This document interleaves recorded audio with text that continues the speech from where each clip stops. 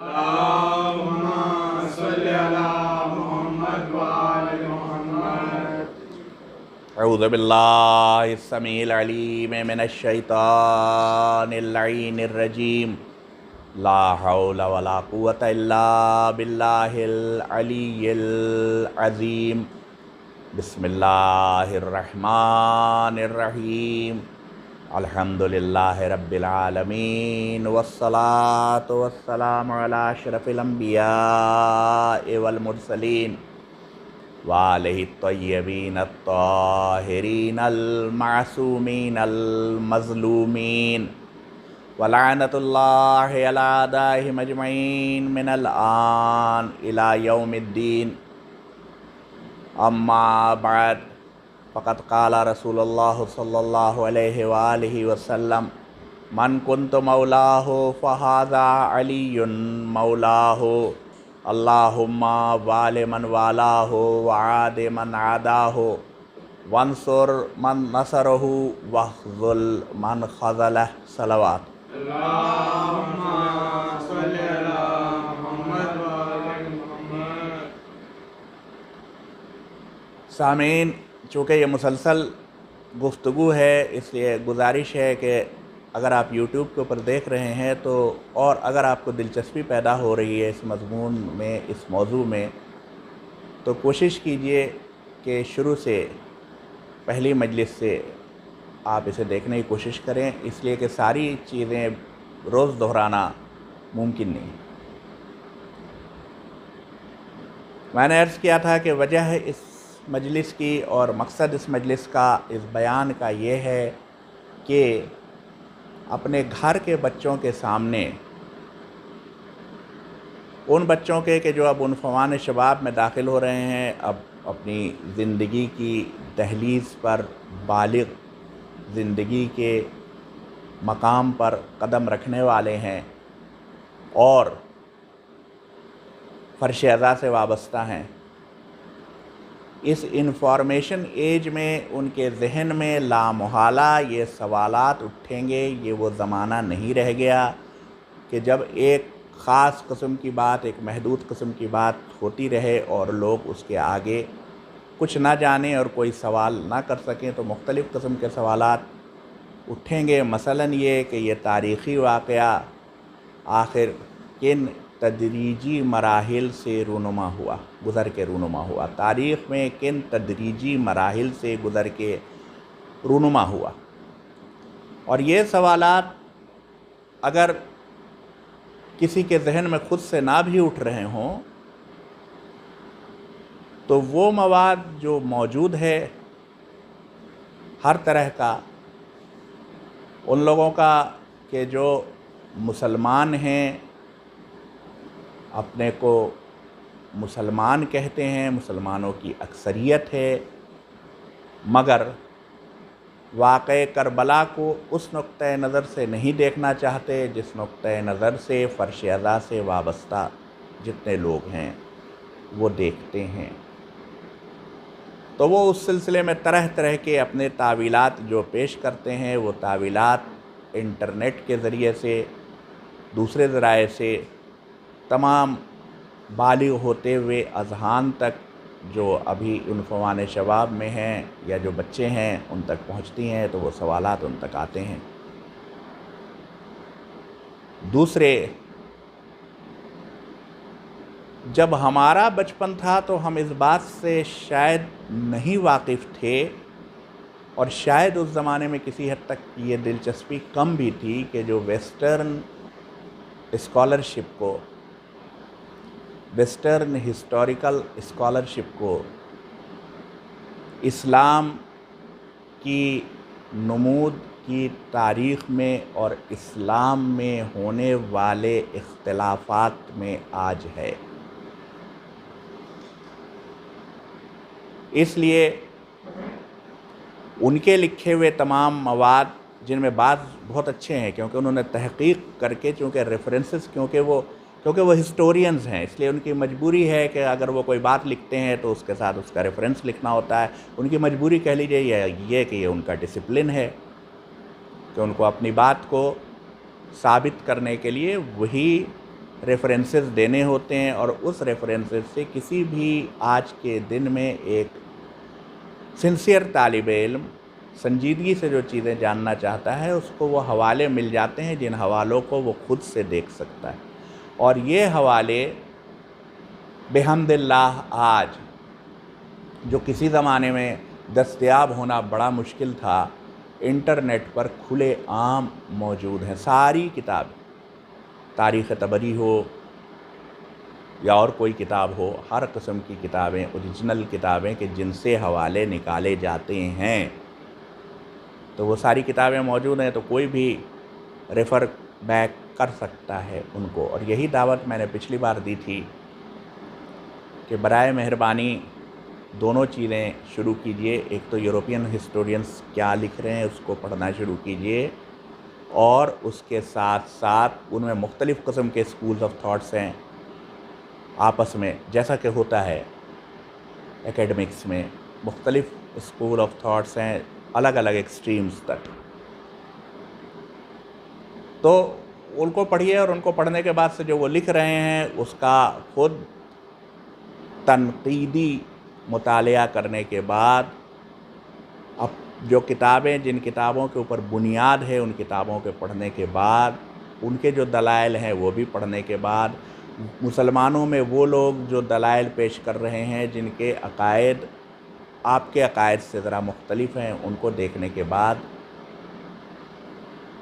اور تب آپ کا ذہن اس ترتیب وار طریقے سے اس جگہ تک پہنچے گا کہ واقعہ کربلا کس پس منظر میں رونما ہوا اور اس کے اثرات اسلام کی تاریخ پر اور تاریخ عالم پر کس طرح سے نمودار ہوئے۔ صلوات بھیجیں محمد و آل محمد۔ اللہم صلی علی محمد و آل محمد۔ تو میں جو یہ سلسلہ کلام آپ کے سامنے پیش کر رہا ہوں، اس کی اپنی ایک ہائپوتھیسس ہے، ظاہر ہے، اور وہ کچھ سوالات سے شروع ہوتی ہے۔ وہ سوال بنیادی طور کے اوپر یہ ہیں کہ اگر بانی اسلام حضرت محمد مصطفیٰ صلی اللہ علیہ وآلہ وسلم اپنے وصال کے بعد، اپنی رحلت کے بعد اسلام کی قیادت کا کیا ہوگا، اس کا کوئی انتظام واضح طور پر کر کے گئے تھے، تب تو یہ دعویٰ مسلمانوں کا کہ اسلام ایک مکمل نظام ہے جو کہ قیام قیامت تک کے لیے آیا ہے، درست ہے۔ لیکن اگر وہ ایسا کر کے نہیں گئے تو یہ پیغام ایک ناقص پیغام کہا جائے گا، جس کا وقت گزرنے کے ساتھ ساتھ منتشر ہو جانا، ڈکے ہو جانا، جس میں لازمی ٹھہرے گا۔ میں پھر تھوڑی باتیں تو میں دہرا ہی دے رہا ہوں کہ کوئی بھی جب ایک انقلاب آتا ہے اور انقلاب آنے کے بعد سے ایک سسٹم کھڑا ہوتا ہے تو اس کے فور فادرز جو ہوتے ہیں وہ سب سے پہلا کام یہ کرتے ہیں کہ اب یہ انقلاب کس طرح سے چلے گا، اس کے اوپر اس کا ایک واضح طریقہ وضع کرتے ہیں، تاکہ بعد میں آنے والے وقتوں میں جھگڑا نہ کھڑا ہو۔ اختلاف تو ہوگا، اور اختلاف ہونا صحیح ہے، جھگڑے نہ کھڑے ہو جائیں، خانہ جنگی نہ ہونے لگ جائے، لوگ اسلحے لے کے ایک دوسرے کا قتل نہ کرنا شروع کر دیں، پھر تو ایسا کوئی انتظام چھوڑ کے جائیں۔ میں نے مثال کے طور پر عرض کیا تھا، امریکہ کی آزادی ہوئی، ان لوگوں نے، ان کے فور فادرز نے ایک طریقہ بتایا کہ پریزیڈنٹ اس طرح الیکٹ ہوں گے، تب سے الیکٹ ہوتے چلے آ رہے ہیں۔ باتیں ہوتی ہیں، اختلافات ہوتے ہیں، نیوز میڈیا میں آتے ہیں، مگر کوئی خانہ جنگی نہیں ہو گئی۔ پھر اس کے بعد ہندوستان آزاد ہوا، آزاد ہونے کے بعد سے ایک سسٹم بنا، بہت طرح کے اختلافات ہوتے ہیں، اور ملک کی جو سیاسی دھارا ہے وہ کبھی دہنی طرف کبھی بائیں طرف جھکتا ہے، مگر متوازن رہتا ہے۔ کوئی آپس میں کوئی خانہ جنگی نہیں ہو گئی تب سے ابھی تک، بحمداللہ۔ ایران میں اتنا بڑا انقلاب آیا، اس انقلاب کے بعد ولایت فقیہ کا ایک تصور قائم کیا گیا، جو ابھی بھی اسی طرح سے چل رہا ہے، اور باوجود اس کے کہ بہت ساری قوتیں یہ کھل کے کہتی ہیں کہ وہ چاہتے ہیں کہ ایران میں رجیم بدل جائے، مگر نہیں بدلتی، ویسے ہی چل رہی ہے۔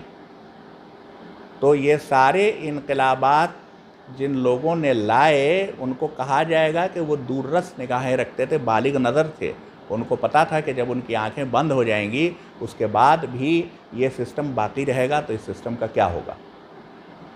تو یہ دیکھنا پڑے گا کہ یا تو رسول اللہ صلی اللہ علیہ وآلہ وسلم نے ایک واضح نظام تشکیل دیا ہو کہ یہ میتھڈ اور پروسیجرز ہوں گے کہ جن کے ذریعے جب میری آنکھیں بند ہو جائیں تو تم اپنا امیر اور سردار اور رہبر چن لینا، کیونکہ ان کے حج آخر تک اسلامی اثر تقریباً سارے عرب کے اوپر پھیل چکا ہے۔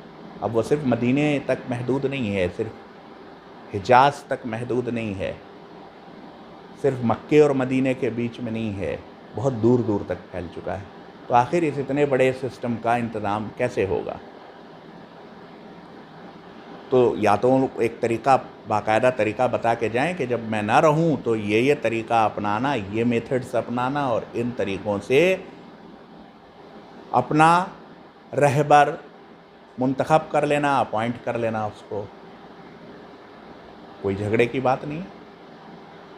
یا پھر یہ بتا کے جائیں کہ جب میں نہ رہوں تو یہ صاحب کسی کو بھی، یہ شخص میرے بعد میری جگہ پر ہوں گے تو ان کی ہدایت کے اوپر عمل کرنا، جو یہ کہیں وہ کرنا، اور جس طرح سے تم مجھے رجوع کرتے تھے ان کو رجوع کرنا، یہ جو احکام دیں وہ احکام دینا۔ تو اگر ان دونوں میں سے کوئی ایک بات کر دی تب تو ٹھیک ہے، اسلام مکمل، اگر نہیں کی تو ناقص و نامکمل ہے۔ صلوات بھیجیں محمد۔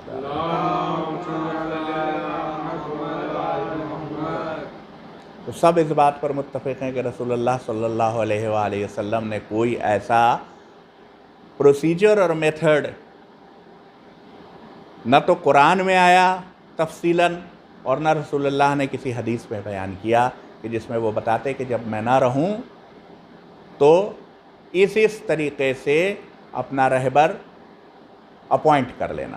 اگر کیا ہوتا تو عام مسلمانوں نے جو رہبر منتخب کیے 1 2 3 4 ایک کے بعد ایک، اور جن کو آج تک راشدون کہا کرتے ہیں مسلمان مورخین، راشدون یعنی رائٹلی گائیڈڈ، تو ان کو راشدون کہتے ہیں۔ تو ان سب کا اپوائنٹمنٹ اسی ایک طریقے سے ہوا ہوتا نا جو قرآن میں اور رسول نے بتایا تھا۔ مختلف طریقے تھوڑی ہوتے کہ کسی کا کسی طریقے سے اپوائنٹمنٹ ہو گیا، کسی کا کسی طریقے سے اپوائنٹمنٹ ہو گیا۔ اگر ایسا ہے تو یہ بات خود عقلی طور کے اوپر یہ بتاتی ہے کہ ایسا کوئی نظام ہے نہیں، اور اگر آپ مسلمان مورخین سے پوچھئے تو وہ لے دے کر کے بس ایک اس بات کی طرف اشارہ کرتے ہیں کہ یہ تو رسول اللہ نے کہہ دیا تھا کہ اگر ہمارے اصحاب متفق ہوں کسی بات کے اوپر تو وہ غلط فیصلہ نہیں کریں گے، مثال کے طور کے اوپر۔ اور یہ کہ یہ موجود ہے کہ تم اپنے مسائل کو آپسی مشورے سے شورا سے طے کر لیا کرو، یہ بات موجود ہے۔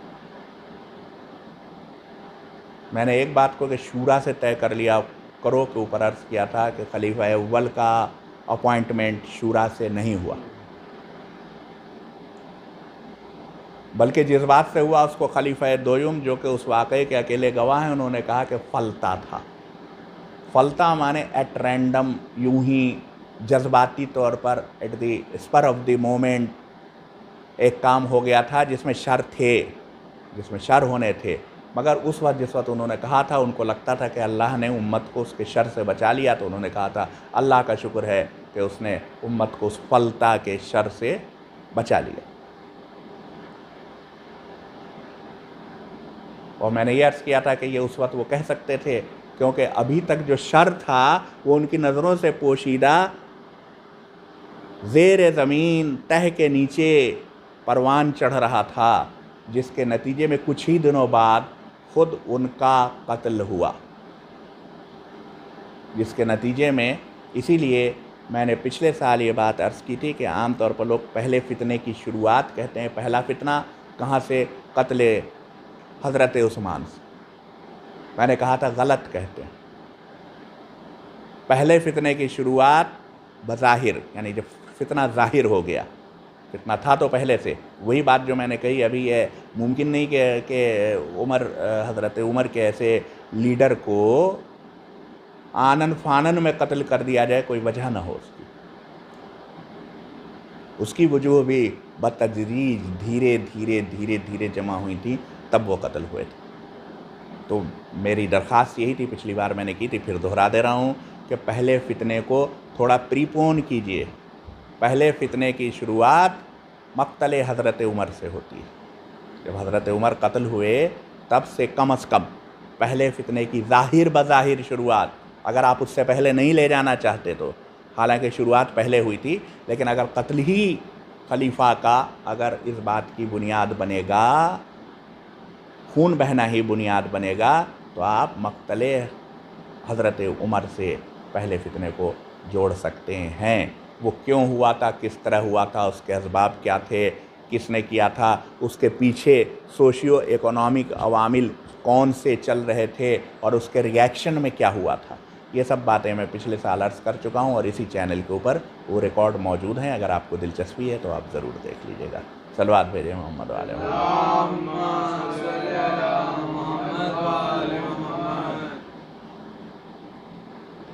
تو وہ فلتا کوٹ ان کوٹ حضرت عمر کی زبانی وہ فلتا جو سقیفہ تھا، اس کے بارے میں نے جو دہرانا اس لیے ضروری ہے کہ ہم یہ تصور کر لیتے ہیں کہ جو ہم جانتے ہیں وہ جو لوگ اور سارے لوگ ہیں، خصوصاً وہی بڑھتے ہوئے بچے، وہ بھی جانتے ہوں گے. ان کی نظر میں ڈیٹیلز ہونی چاہیے. ہر ایک کو اتنی فرصت نہیں کہ پوری طرح سے ایک ایک چیز پڑھ لے گا.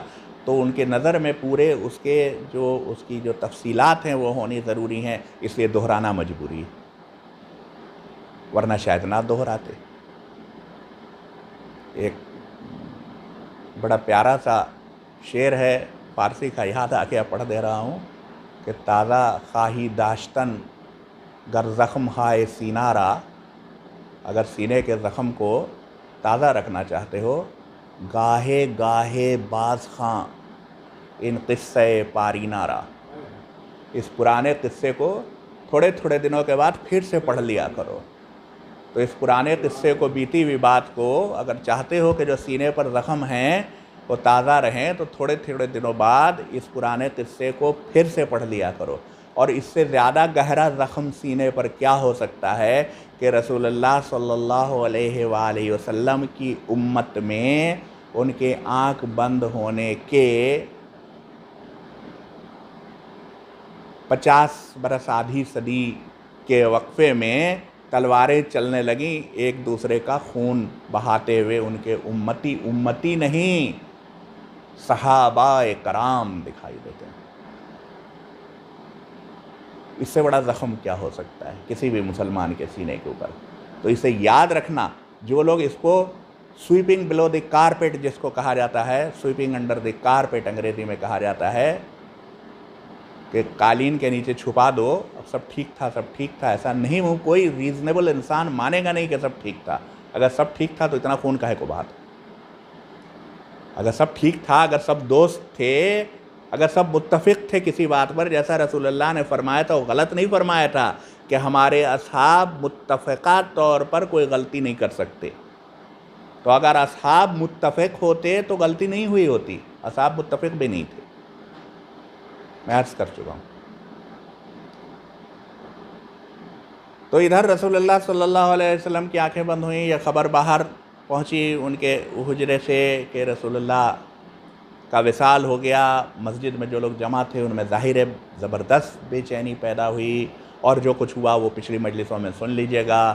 اس کے بعد سے کوئی شخص دوڑتا ہوا آیا اور اس نے حضرت عمر سے کہا کہ سقیفے میں انصار جمع ہیں اور اپنا لیڈر چننا چاہتے ہیں، اپنا لیڈر چننے کی بات کر رہے ہیں. اور حضرت عمر حضرت ابو بکر کو لے کے جلدی جلدی ثقیفے کی طرف روانہ ہوئے۔ راستے میں ان کو حضرت ابو عبیدہ ابن جراح ملے اور انہوں نے ان کو بھی ساتھ لے لیا۔ یہ تینوں قریش حضرات تھے۔ اس سے پہلے کا بیک گراؤنڈ یہ بتا چکا ہوں کہ یہ ثقیفے کا انعقاد جنہوں نے کیا تھا ان کا نام تھا حضرت سعد بن عبادہ۔ حضرت سعد بن عبادہ انعقاد دراصل شاید کہیں کہ انہوں نے نہیں کیا تھا، مگر وہ وہاں لے جائے گئے تھے اس کی قیادت کرنے کے لیے۔ اب یہ سوال بہرحال باقی، اور صرف انصار وہاں جمع تھے۔ انصار کون لوگ تھے؟ وہ لوگ جو مدینے میں تھے، جنہوں نے رسول اللہ صلی اللہ علیہ وآلہ وسلم کو انوائٹ کیا تھا کہ آپ مکے سے یہاں مدینے تشریف لے آئیے تو ہم آپ کی نصرت کریں گے، اور ہمارے جو دو قبیلے ہیں ان کے درمیان ہمیشہ جھگڑے ہوتے رہتے ہیں۔ دو قبیلے تھے، ایک کا نام تھا خزرج، ایک کا نام تھا اوس۔ تو مدینے کی ڈیموگرافی یہ تھی رسول اللہ کے تشریف لانے سے پہلے کہ دو قبیلے اوس اور خزرج اور 3 قبیلے یہودیوں کے مدینے میں رہتے تھے۔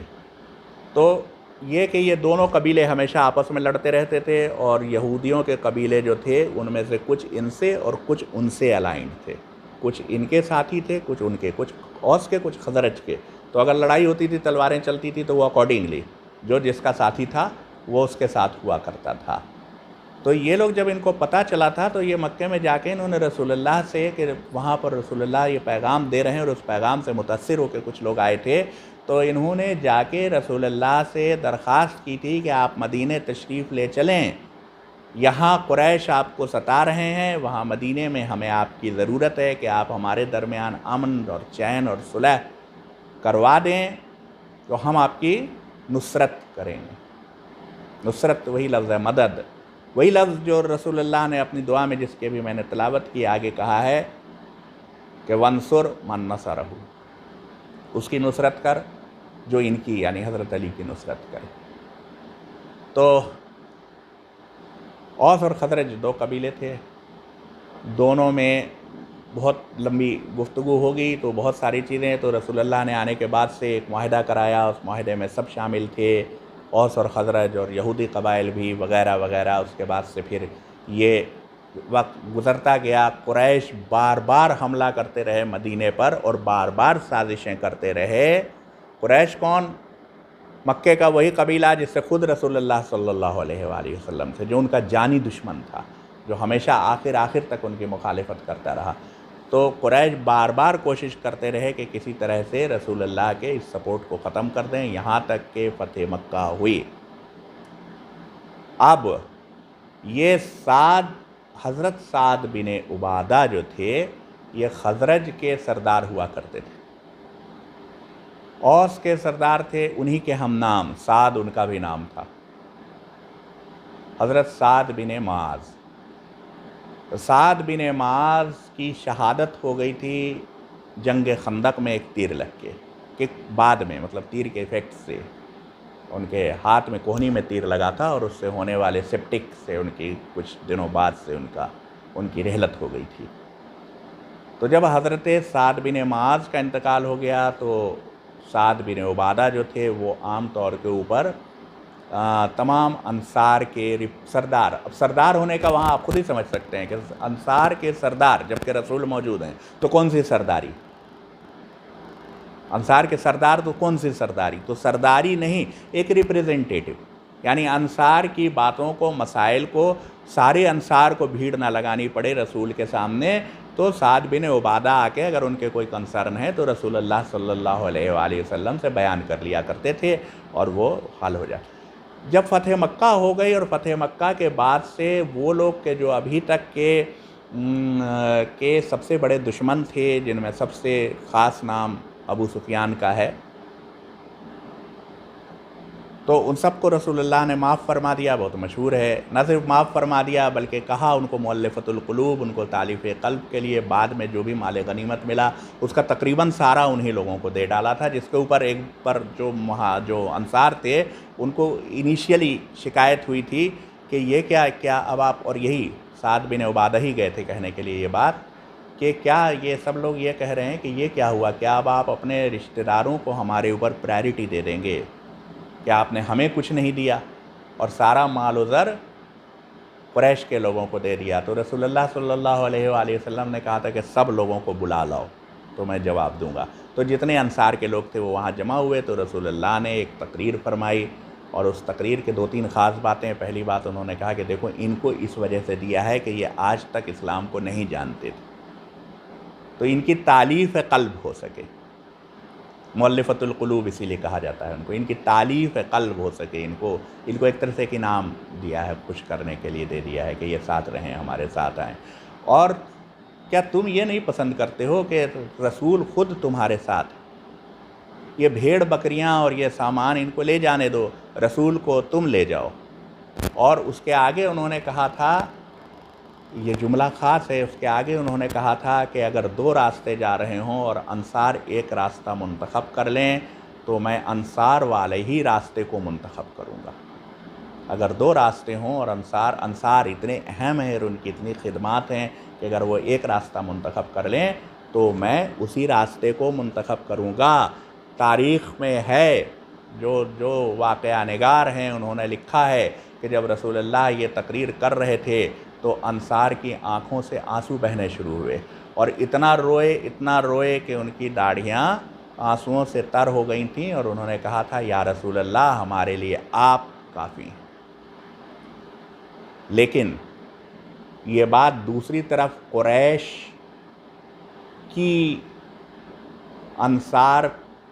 کے دلوں میں انصار کا خوف دکھاتا ہے، اس نے پیدا کیا۔ خاص کر کے اس سے پہلے تک جو قریش تھے وہ تھے کہ جو مہاجر تھے، جو ہجرت کر کے آئے تھے رسول اللہ کے ساتھ، لیکن اب قریش کا قبیلہ پھر ایک طرح سے اکٹھا ہو گیا۔ اب ان میں وہ مہاجرین تو ہی ہیں، ان کے علاوہ وہ سارے لوگ موجود ہیں جن کو طلقاء کہا جاتا تھا، چھوڑ دیے گئے، آزاد کر دیے گئے لوگ، جو فتح مکہ کے وقت چاہیے تو یہ تھا کہ ان سب کو سزا دی جاتی ان کے جرائم کی، مثلا حضرت حمزہ کے قتل کی، مثلا اس طرح کے دوسرے جرائم کی، لیکن رسول اللہ نے اپنی جنرسٹی میں ان کو چھوڑ دیا تھا، تو اسی لیے وہ لوگ طلقاء کہلاتے ہی تھے، طلقاء، چھوڑے ہوئے، آزاد کیے ہوئے، جن کو ادروائز جو پنشمنٹ ڈیزرو کرتے تھے مگر جن کو چھوڑ دیا گیا تھا، طلقاء کہلاتے تھے۔ تو یہ طلقاء بھی موجود تھے، تو ایک طرح کا دونوں کے بیچ میں یہ ڈفرینس آف اوپینین موجود ہو رہا تھا۔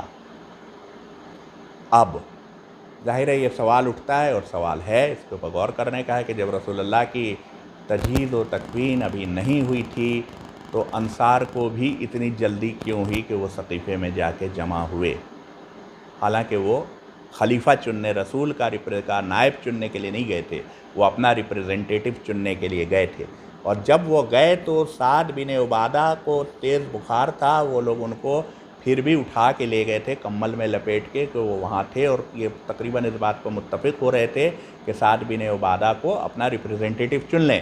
تب تک یہ تینوں حضرات، کون تین؟ حضرت عمر، حضرت ابوبکر، حضرت ابو عبیدہ ابن جراح، یہ لوگ وہاں پہنچے۔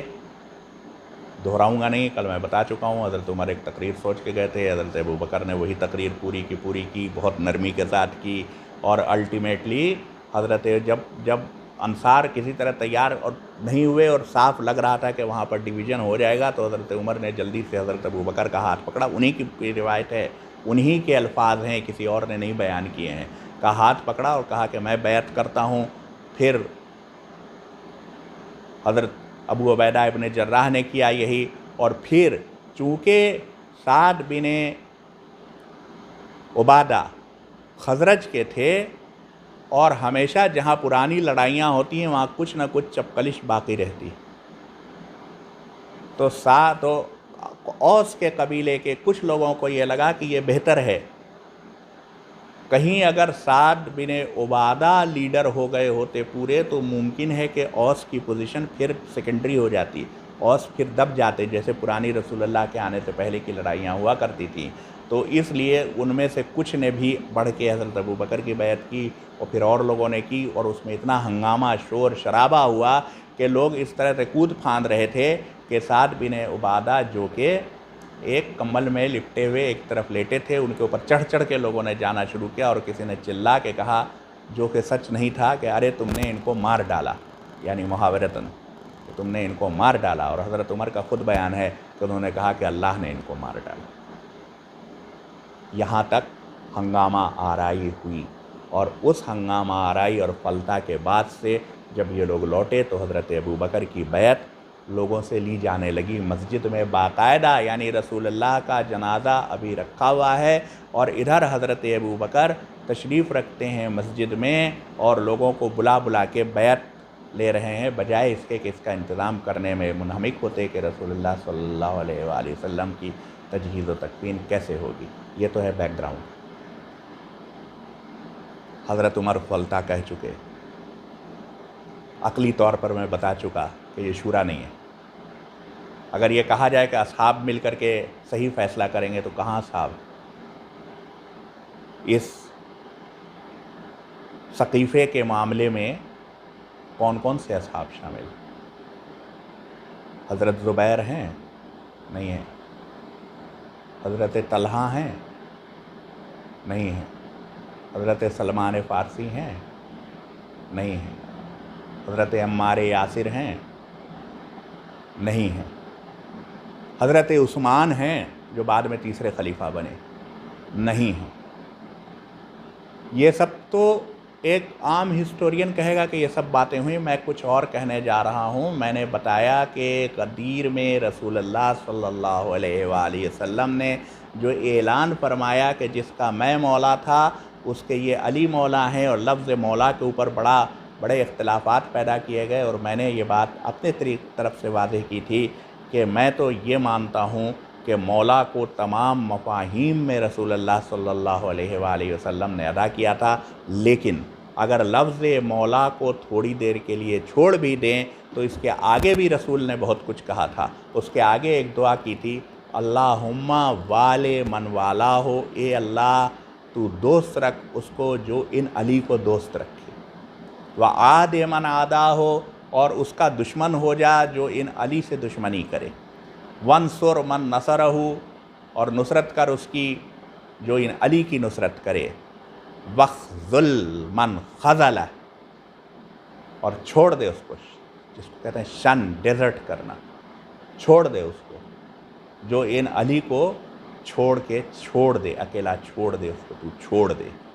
और मैंने ये सवाल उठाया था मुसलमानों से कि आप ये बताइए कि क्या रसूल की दुआएं मकबूल होती हैं या मकबूल नहीं होती? अगर मकबूल नहीं होती माज़अल्लाह तो आप उनको रसूल ही नहीं मानते। अगर मकबूल होती हैं तो ये दुआ यकीनन मकबूल हुई होगी कि अल्लाह उसको छोड़ दे जो अली को छोड़ दे। और ये बहुत साफ़ है कि सक़ीफ़े में जो लोग गए वो जाते जाते, जबकि अली वहीं मौजूद थे, जिस जगह जिस कमरे में अली थे उसके दरवाज़े पर या उसके आसपास रास्ते में इन लोगों को ये ख़बर मिली है, और वो उस ख़बर के ऊपर ये वहाँ जा रहे हैं। अगर इनको ये ख़दशा पैदा हो गया था कि रसूल के निज़ाम के ख़िलाफ़ हज़रत साद बिन उबादा की क़यादत में अंसार कोई मसला पैदा करने जा रहे हैं, तो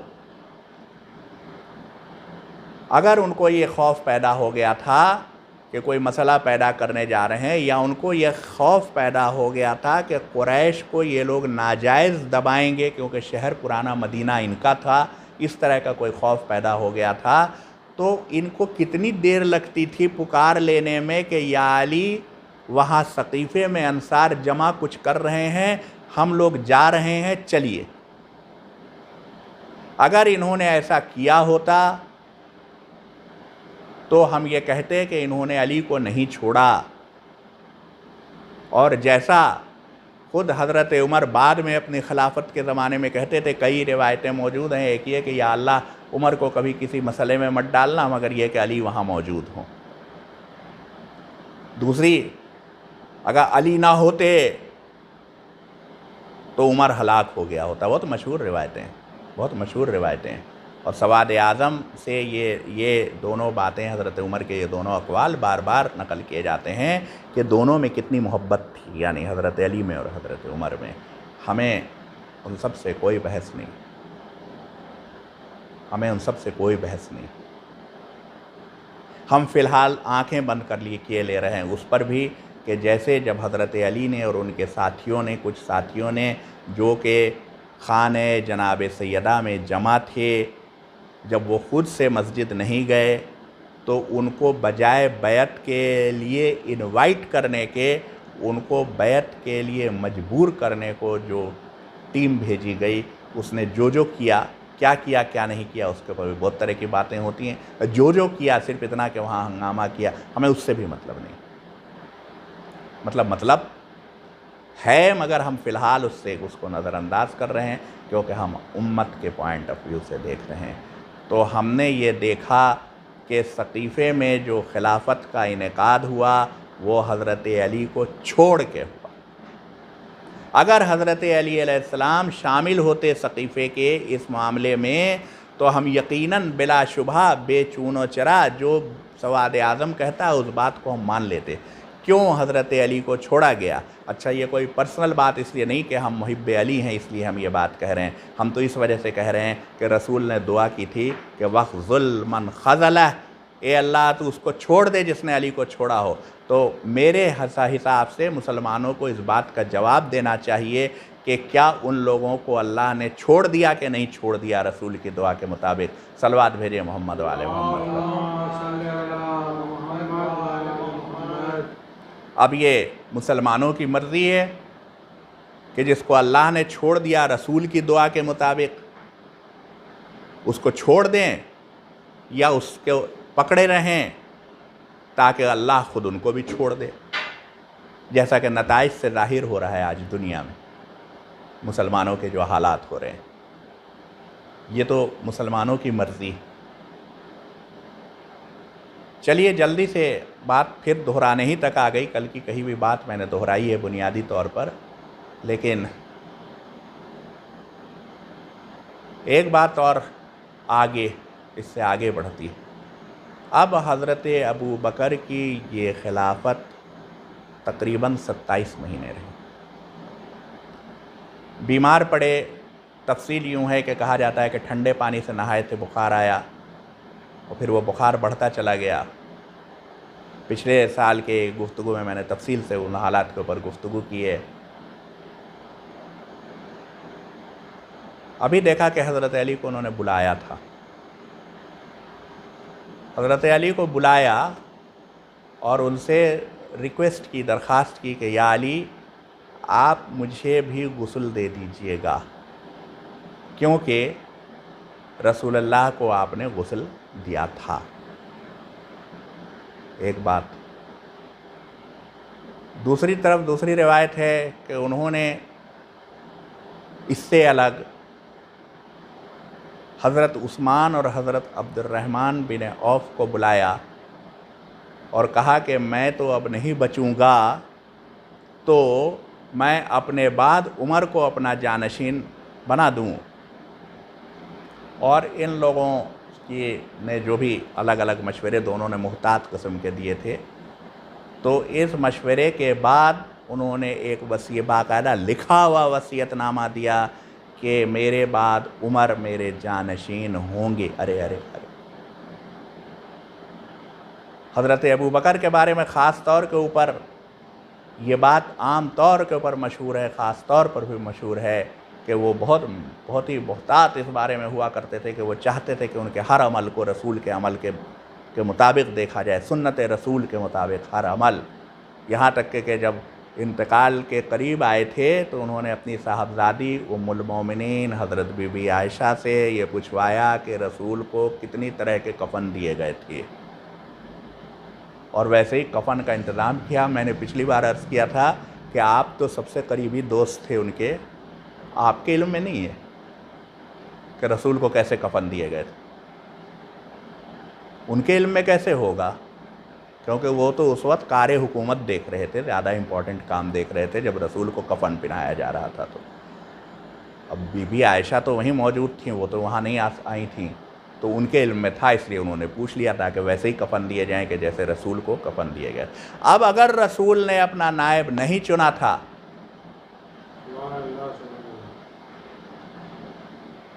تو آپ نے نیا نائب چن کے بدعت کیوں شروع کی؟ بدعت ہے کہ نہیں ہے؟ نیا رواج، اگر رسول نے اپنا نائب نہیں چنا تھا، اگر رسول نے نائب چنا تھا تو کیا وہ آپ تھے؟ اگر وہ آپ نہیں تھے تو آپ اس منبر پر کیسے تشریف فرما ہوئے؟ اور اگر رسول نے اپنا نائب نہیں چنا تھا تو آپ نے اپنا نائب کس استحقاق سے چن لیا؟ یہ قرآن کی کون سی آیت میں تھا؟ اور کیا شورا کے لیے صرف 2 لوگوں کو بلا لینے سے شورا مکمل ہو گیا تھا؟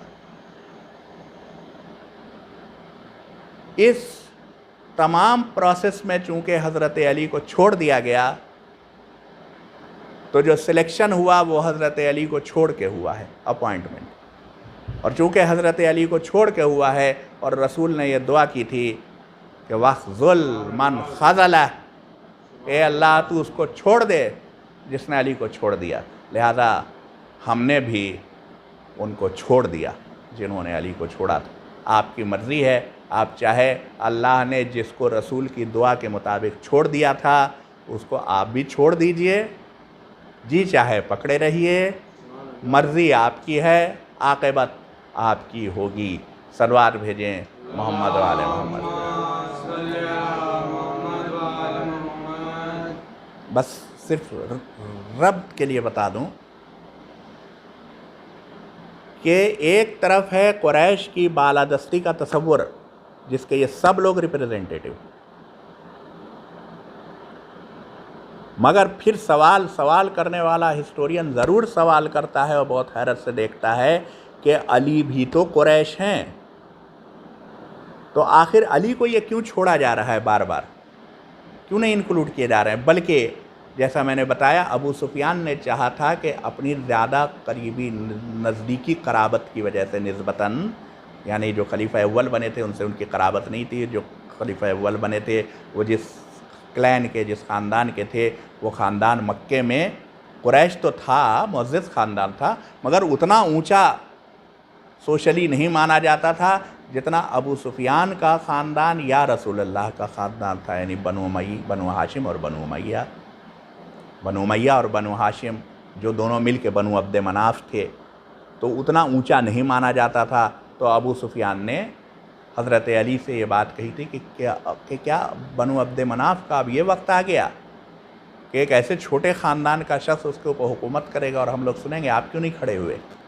آپ ابھی بھی کھڑے ہوئیے، ہم آپ کا سپورٹ کریں گے. اور میں نے اشارہ کر دیا تھا کہ اس کے بعد سے ان چند مہینوں میں بھی اس بات کے خاص طور کے اوپر اہتمام کیا ہوا نظر آتا ہے تاریخ میں کہ بنو امیہ میں اگر کسی طرح کی ہمدردی یا لالچ بھی حضرت علی سے پیدا ہو رہی ہے تو اس کے پنپنے کے موقع نہ ملنے پائیں.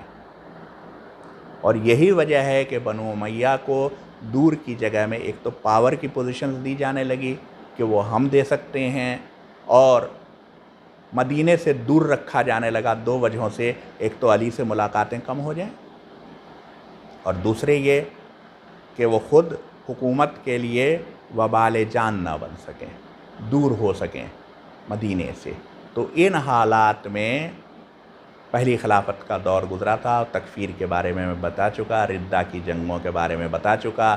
ایک اور بڑی انٹرسٹنگ بات ہے کہ دنیا میں تاریخ کا ہر طالب علم جانتا ہے کہ رسول اللہ کی میت میں جتنی جنگیں ہوئیں، جتنے معرکے ہوئے، ان سب میں حضرت علی نے انتہائی نمایاں کردار ادا کیا. زیادہ تر میں، اکثر میں تو وہ حضرت حمزہ کے بعد سے وہ علمدار رہے، خود کمانڈر رہے فوج کے. تو اب جو آپ جنگیں کر رہے ہیں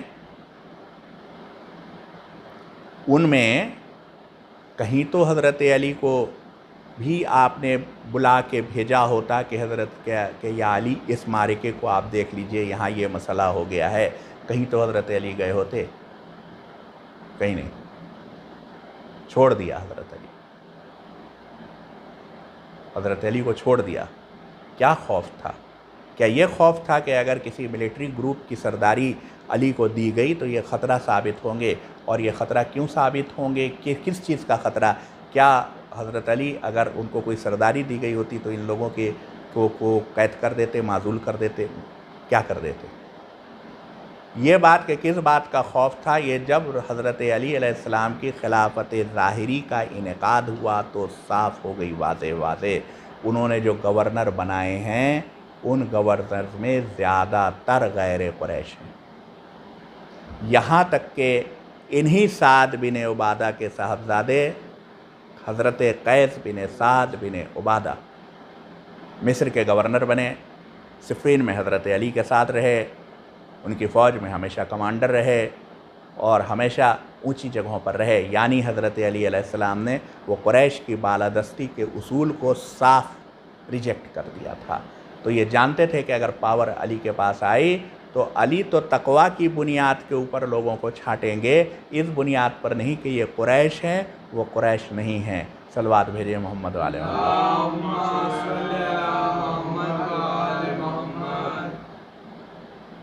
مگر افسوس مختلف مراحل سے ہوتے ہوئے طرح طرح کی بدعتیں یہاں تک پھیلیں کہ آخر کار ابو سفیان کے خاندان نے اپنی ایک ایسی جگہ بنا لی شام میں کہ جس میں ان کو جو سینٹر میں خلیفہ بیٹھے تھے ان سے سبارڈینیشن کی کوئی ضرورت ہی نہیں رہ گئی۔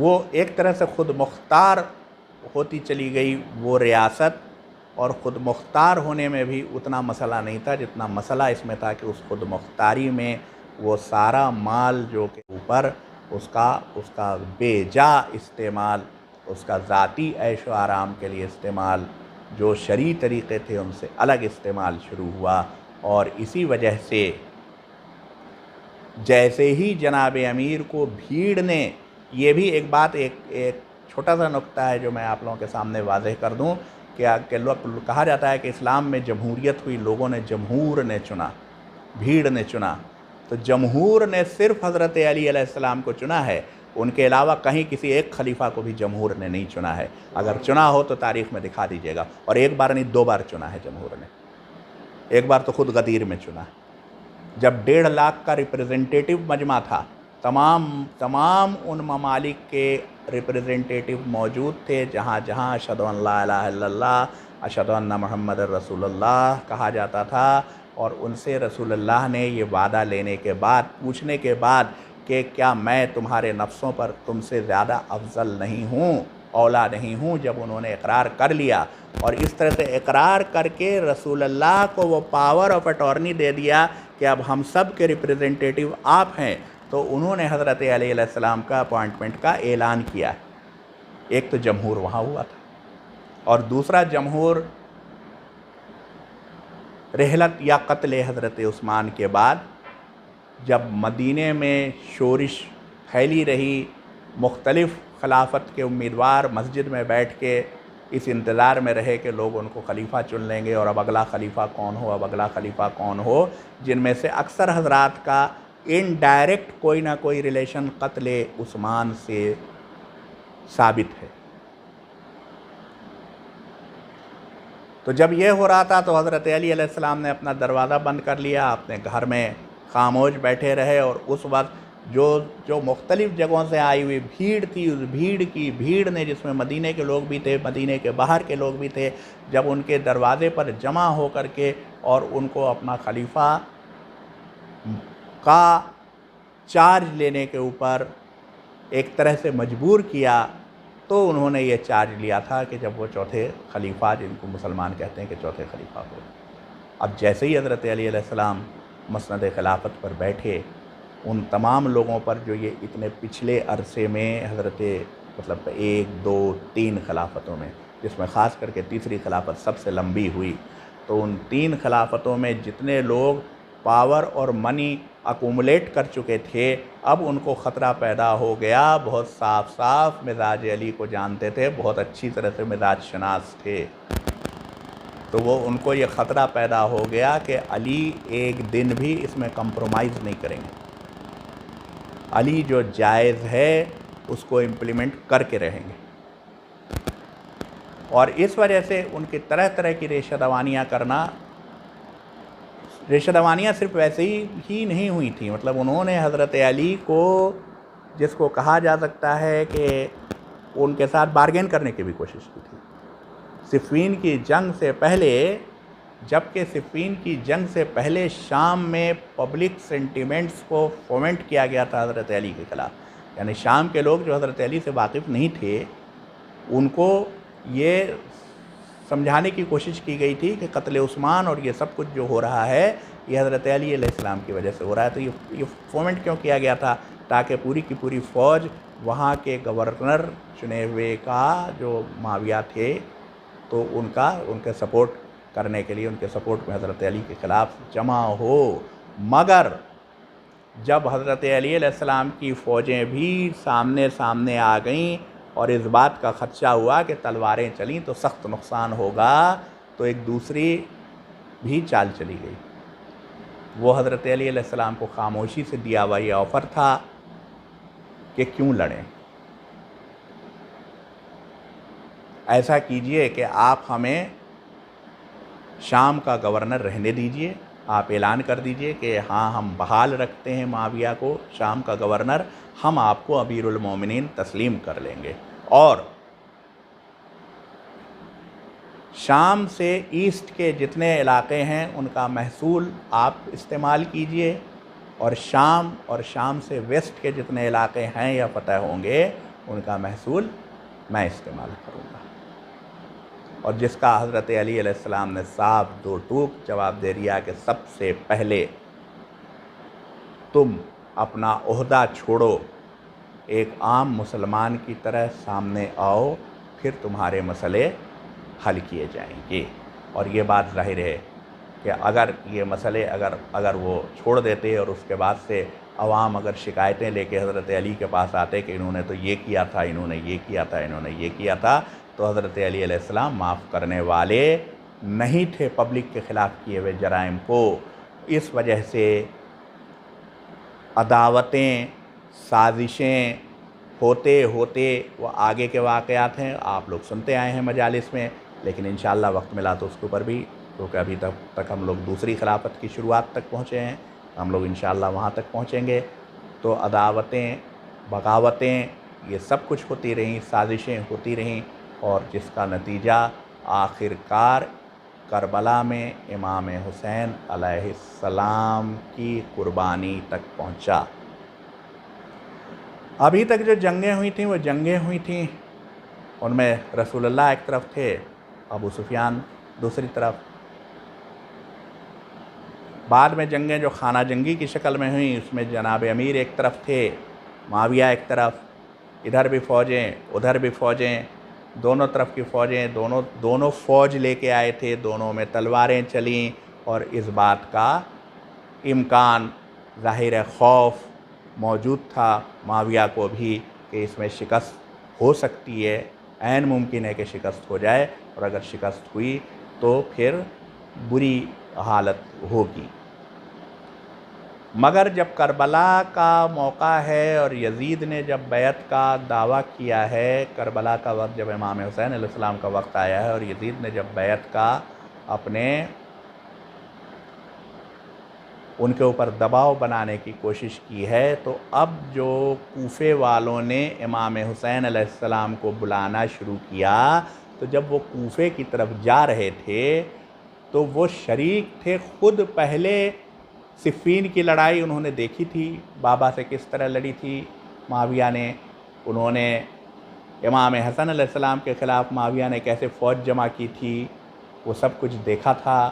تو اب شام والے یا معاویہ کا بیٹا اس سے کچھ مختلف کرے گا یہ ماننے کی کوئی وجہ نہیں تھی، تو امام حسین علیہ السلام کو بھی ویسے ہی فوجیں جمع کر کے کوفے کی طرف کوچ کرنا چاہیے تھا، جیسے حضرت علی علیہ السلام فوجیں جمع کر کے جیسے انہوں نے شام کی طرف کوچ کیا تھا، یا اپنی شہادت کے ٹھیک ایک ہفتے بعد اگر شہادت نہ واقع ہوئی ہوتی تو ان کا پلان یہی تھا جس کے لیے فوجیں جمع تھیں کوفے کے باہر کہ وہ پھر سے شام کی طرف مارچ کریں گے فوجیں لے کے، لیکن اس سے ایک ہفتے پہلے ہی ان کی شہادت واقع ہو گئی، جس طرح ہوئی وہ سب جانتے ہیں۔ تو اب امام حسین علیہ السلام کا ایک انوکھا دستور دکھائی دیتا ہے۔ جس کو تمام ہسٹورینس نے لکھا ہے. کوئی بھی ہسٹورین جو ذرا بھی ایماندار ہے یا کوئی بھی شخص جو اپنے سینے میں دل رکھتا ہے اس کو نظر انداز نہیں کر سکا. علامہ اقبال نے بہت مفصل تفصیل سے اس بات کو نظم کیا ہے کہ امام حسین علیہ السلام کا قافلہ کا انداز ہی بتا دیتا ہے کہ یہ کوئی جنگ کرنے، کوئی فساد کرنے نہیں جا رہے.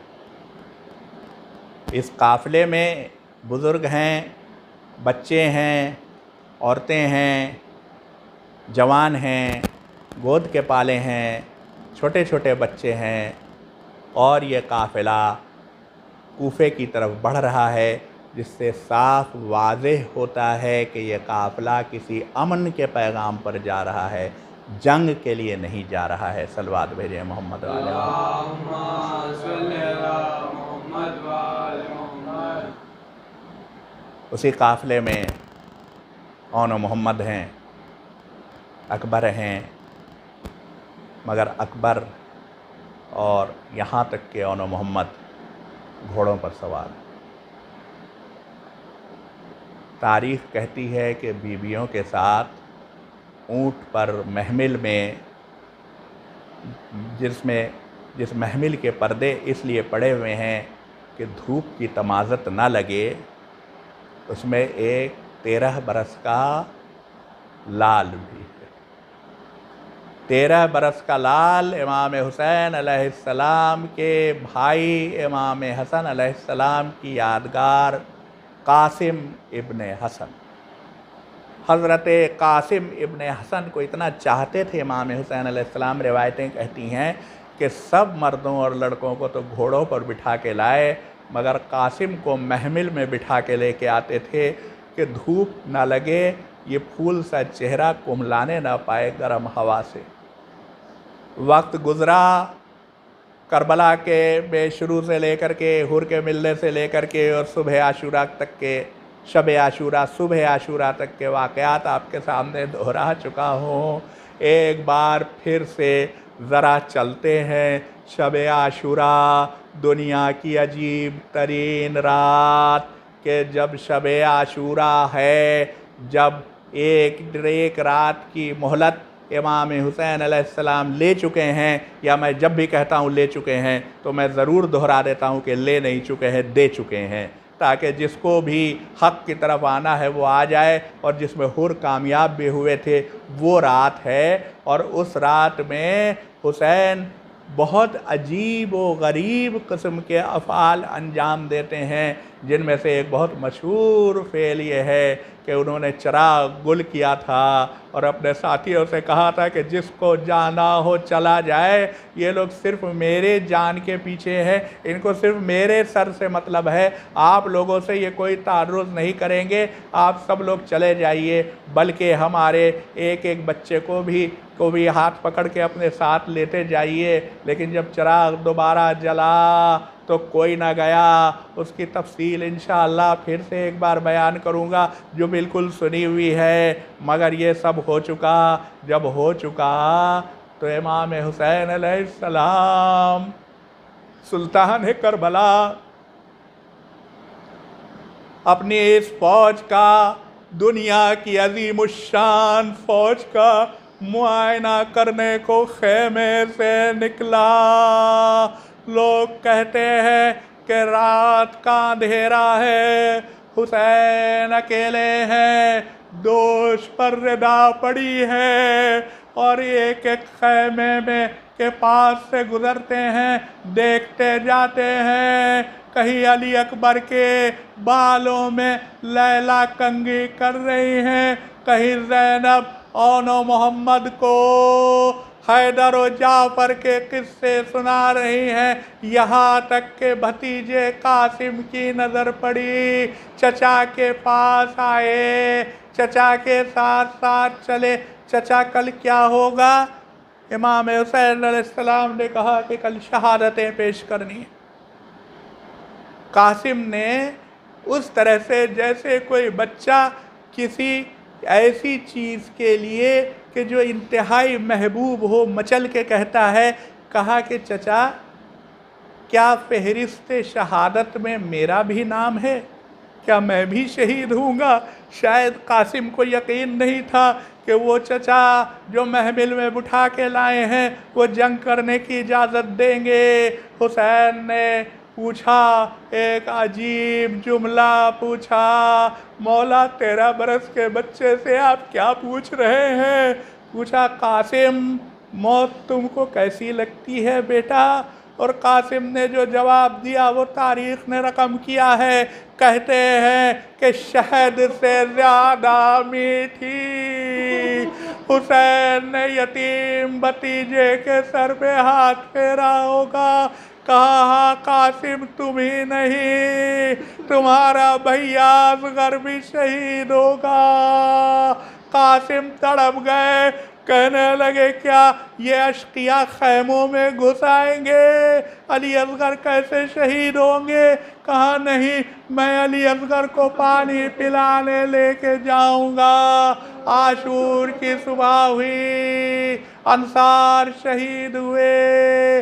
अब बनी हाशिम के लड़के जवान शहीद जाते जाते हैं, अपनी जानें निसार करते जाते हैं। यहाँ तक के हज़रत कासिम बार बार इमाम हुसैन के पास आते हैं, कहते हैं चचा इजाज़त दीजिए। चचा इजाज़त नहीं देते। कहते, कैसे इजाज़त दे दें, तुम तो मेरे भाई की निशानी हो। कासिम मायूस हो गए।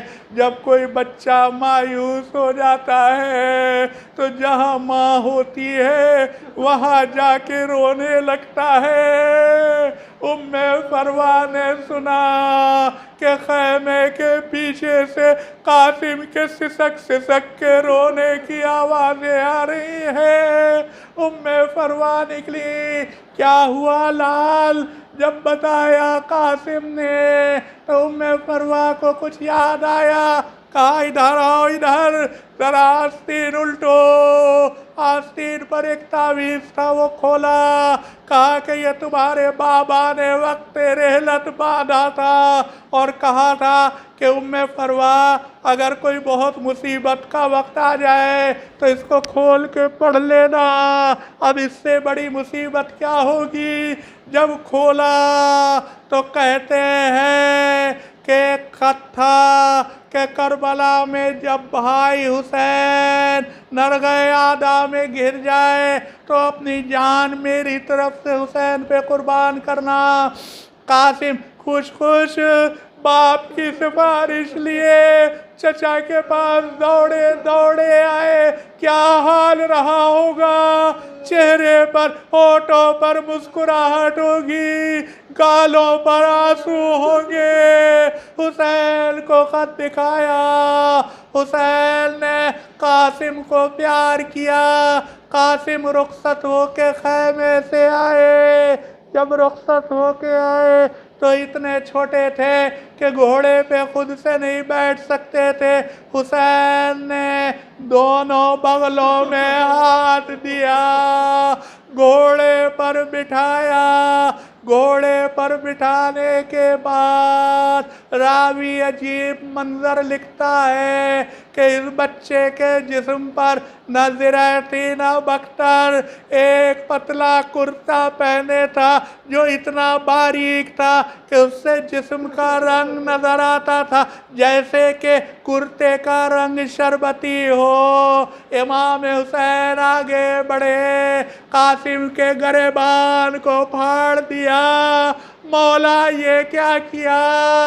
शायद हुसैन कहे कि मैं चाहता हूँ कि फौज को पता चल जाए कि बच्चा यतीम है। कासिम निमचा लेके बड़े बड़े पहलवानों से जंग की, बड़े बड़े पहलवानों को कत्ल किया। गुर्बत का ये आलम था कि हमीद इब्ने मुस्लिम ने देखा कि बच्चे के एक पैर के जूते का तस्मा भी टूटा है। यहाँ तक के जंग करते करते कासिम फौजों में गिरे। एक ज़रब लगी, कासिम घोड़े से ज़मीन पर आए। पुकारा, वाम्मा हो अदरिकनी।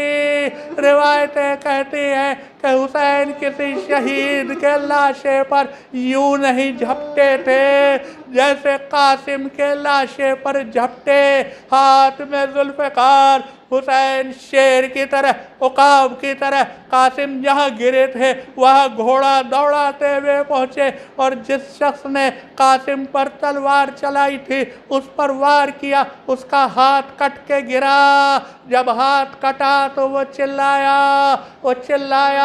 तो फौजें दौड़ी। हाय गज़ब हो गया, चारों तरफ गर्द। हुसैन को उस गर्द में बस एक आवाज सुनाई देती है, वाह अम्मा हो। फिर वो आवाज भी खत्म हो गई। हुसैन ने देखा ज़मीन करबला पर भाई का लख्ते जिगर पारा पारा। कहते हैं हुसैन ने अपनी चादर में जमा किए टुकड़े कलेजे से लगा के चले। रावी कहता है कि मैंने देखा कि बच्चे की दोनों एड़ियां रेगे करबला पर खत खींचती जा रही है। शायद कासिम शहादत के बाद भी यजीद के सवाले बैत का जवाब ला लिख रहे थे, नहीं नहीं कभी नहीं। इन्ना लिल्लाहि व इन्ना इलैहि राजिऊन। सयालमुल्लज़ीना ज़लमू अय्या मुनक़लिबिन यनक़लिबून।